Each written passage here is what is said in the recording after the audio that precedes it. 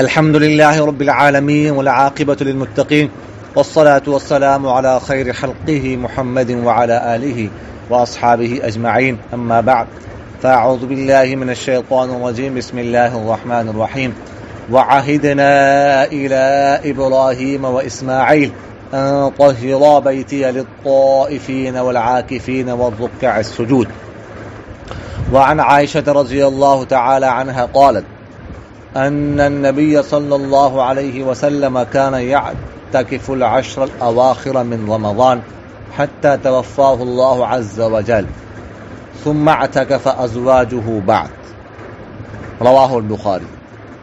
صدق الله مولانا العظيم، وصدق رسوله النبي الكريم، ونحن على ذلك من الشاهدين والشاكرين، والحمد لله رب العالمين. عزیزان من، بزرگان محترم، جامعۃ الزیتون طرفنا مسائل رمضان کورس ومورزه کې د تاسو ټول حضرات ته خوش آمدید، په خیر راغلی. نن مونږه د اعتکاف حواله سره مسائل عرض کوم، چونکه اعتکاف نزدیک رالو دی واجبانه. نن مونږه اعتکاف حواله سره اعتکاف فل مسائل ذکر کوم. اعتکاف معنا څه ده؟ نو اعتکاف معنا دا ده چې وسیردن ټهرنا لغوي او اصطلاحي معنا دا ده چې داسې مسجد کې خپل ځان مشرون حکم کې 15 وخت منځ کېږي جماعت سره. دا د دې معنا ده. اعتکاف ثواب څه ده؟ اعتکاف والے کا سرکار دو عالم صلی الله علیه وسلم فرمایلی دي حکم کس تر رمضان اخري عشره کې اعتکاف وکي هغه ته د 2 حج او 2 عمرو ثواب ملويږي. همدارنګه یو روایت کې سرکار دو عالم صلی الله علیه وسلم فرمایلی دي چې معتکف سره کو اعتکاف کوي هغه ګناونه بالکل محفوظ کیږي، هغه ته دونه ثواب ملويږي چې هغه گویا کې مسلسل ټول ژوندۍ نیکیانه کوي. نو دا اعتکاف کوم نه فضیلت ده، او اعتکاف له کوم رکن یو ده. غداله یو مسجد کې یو مخصوص ایام د پاره مخصوص طریقې سره خپل ځان وسروان، دا د رکن دی. اعتکاف شرایط فقها 7 شرایط لیکلي دي. 7 مسلمان وي، کس عقل مند وي، اعتکاف نیت کړی وي، او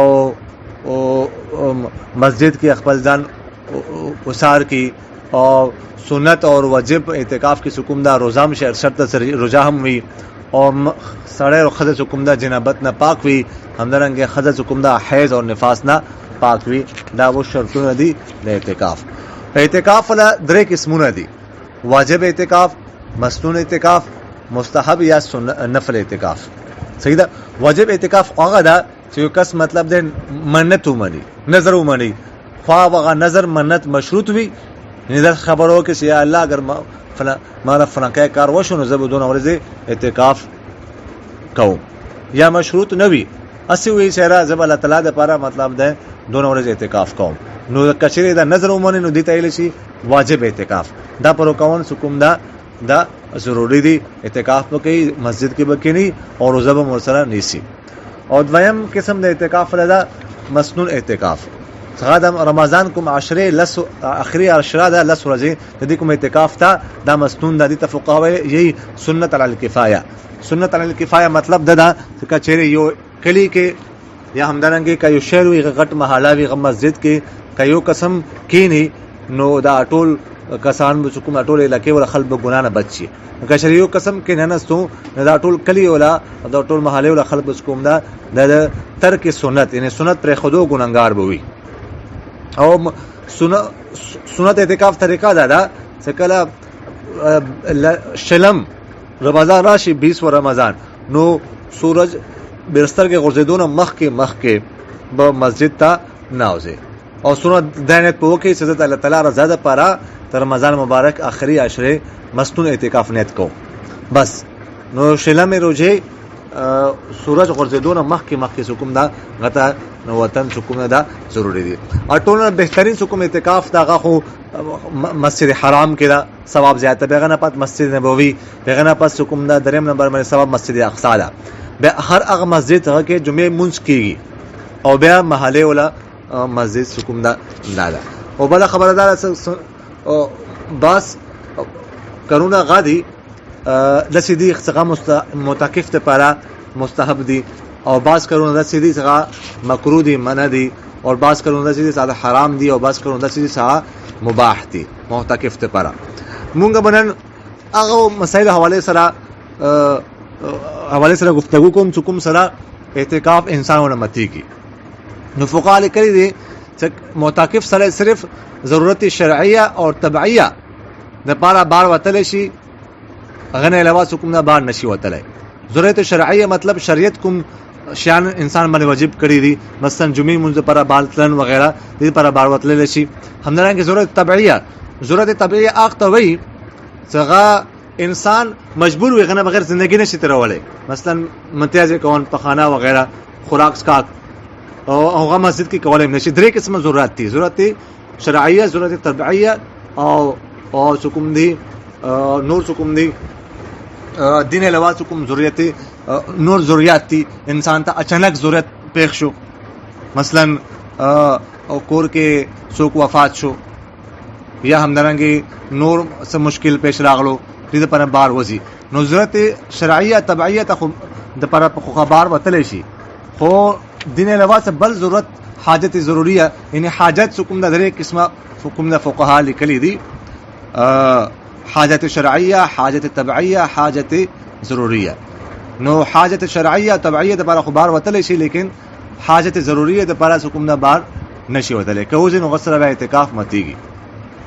همدغه فقها لیکلي دي کچره یو منټ پر هم معتکف سره ضرورت نه بغیر بار وته، نو امام ابو حنیفه رحمه الله پنځ دغه اعتکاف حکم دغه مات شو.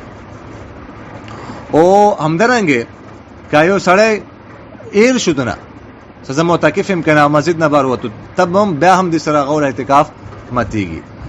او معتکف سره کچره غول یو کس څوک خپل بیمار شي، سخت بیماری کې وي او د ضرورت ورته یا مرشي، نو داغه د پر بار وتلی شي او اعتکاف مات شي، ګناه خو نه وي، خو اعتکاف د واجبانه ماتيږي.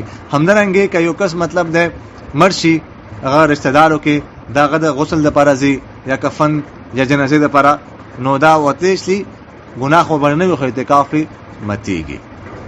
همدارنګه فقها لیکلي دي کچې یو کس بار وته څه ضرورت د پرا او لاري کې حکم دا احکس ورته ملاو شو، احکس ونه څه چا دی باندې قرضاله او لغسر لاري کې ودرېدو، نو فقها لیکلي دي کچې یو منټ هم ودرېږي غسره، نو اعتکاف ماتيږي. نو بهتره خبره ده چې غسر لاري کې خبر یو شي، لاري کې ورسره خبريو کې اورغه مسجد تراولي مسجد کې ورسره خبري وکي. همدارنګه کا معتکف سلیته د خپل ځان یا مال خطر وي یا کور کې د چا جان یا مال خطر وي ورته عزت خطر وي، نو د څه حالت کې غبه اعتکاف نه تللی شي، ګناه پر باندې نه وي، لیکن اعتکاف په ماتيږي، د سره اعتکاف په مات شي. همدارنګه کچره مسجد چت د غورځېدو خطر وي یا بل څه مطلب یو بل څه ګوري څنګه بچي مچي ګوري، مطلب کوی کې څه غورځېدو یا چاته ور ولګېدو، بل څوک نشته بچاونو لپاره، نو دا د ضرورت کې بار وتلی شي، بار وسی ګناه باندې نشته، لیکن اعتکاف به مات شي، اعتکاف د سره ماتيږي. او همدارنګه فقها لیکلي دي چې کچې یو کس دوران اعتکاف خپل کور ولای خزي سره کور ولای وکي، چاہے شپې ټیم کې او ورځې ټیم کې، نو چاہے انزال وشي او نشي، فریق شي که فریق نشي، دا ټول شرطونو کې اعتکاف ماتيږي او ګناه هم سخته ګناه ده. همدارنګه کایو کس کوم د خپل کور ولای سره کور ولای خو نه کو، خو نور مطلب ده بل حصے کې مطلب ده س مینا پیار وغیرہ سره وکړو، نو کله چې صورت کې غفریق شو انزال وشو، نو غسر خو اعتکاف ماتيږي وګرنه اعتکاف نه ماتيږي.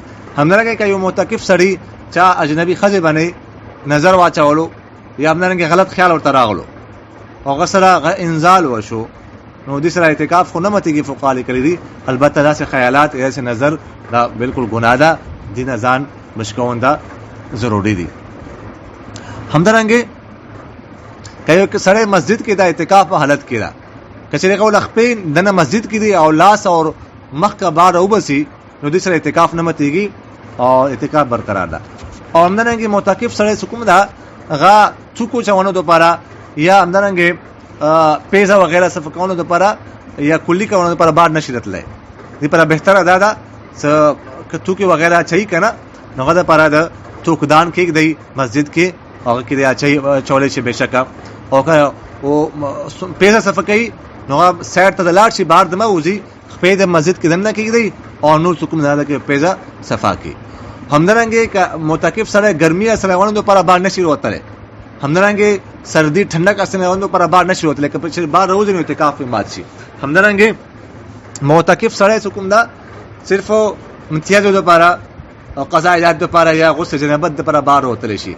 دین علاوه ټنډک سره غوڼو لپاره غسل کوونو لپاره بار نشي وتلی، کچېرې بار ووتو نو اعتکاف نه ماتېږي. البته فقها دا علما دا لیکلي دي کچېرې یو ګرمي وي سخته ګرمي وي نو بیا غسل لپاره خو بار نشي وتلی. البته څه کله هغه قضای حاجت لپاره بار وځي نو قضای حاجت لپاره بار وځي نو او مشروم کې زر زر د کپړې وبسي او ځان باندې سولوټې وغیرہ واچي که فواره لګېدلې زر زر فوارې ښکته ودرېږي او ولمبي او بیا د زر راشي نو داسې صورت کې به انشاءالله هغه له اعتکاف نه ماتېږي.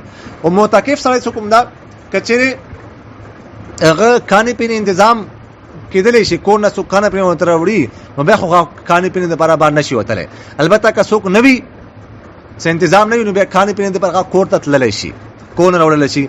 همدارنګې هوټل ته تللی شي، هوټل نه هم راوړلی شي، دې سره به دغه اعتکاف نه ماتېږي او اعتکاف به برقرار وي. همدارنګه که شپې ټیم هغه ته تږی شو ډېر زیات او د اوبو انتظام نشته نو اوبو دپاره هغه بار راتللی شي، اگر چې اوبو څومره لرې ولې نه وي. مثلا که یو چینه ده هغه ډېره لرې ده لیکن دې سره اوبو انتظام نشته نو هغه چینې ته تللی شي، هلته اگر چې هغه لرې وي هلته خپل اوبه راوړلی شي او دې سره به د دوی اعتکاف څه کوم ده هغه نه ماتېږي. لیکن دین علاوه څه کوم ده هغه بار نشي تللی یو صورت کې.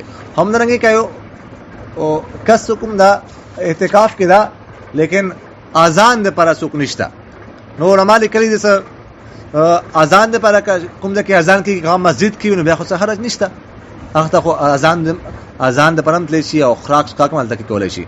البته که چېرې کوم ځای کې اذان کېږي هغه حصه مسجد نه بار وي او بل څوک اذان دپاره نه وي نو بیا دا اذان دپاره هلته تللی شي، اذان ورکولی شي او دا جایز د دې سره اعتکاف نه ماتېږي او بیا زر راشي.